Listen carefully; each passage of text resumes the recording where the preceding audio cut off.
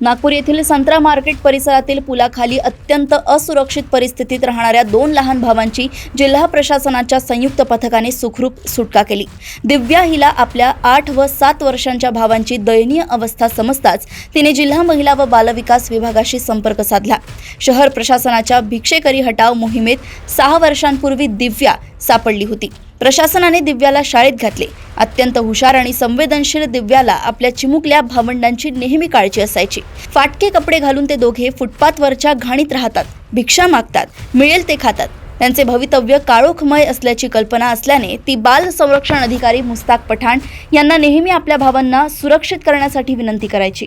वडिलांचे निधन झाले असून आई व्यसनाधीन असल्याने दोन्ही मुले रस्त्याखाली राहून भीक मागत होती।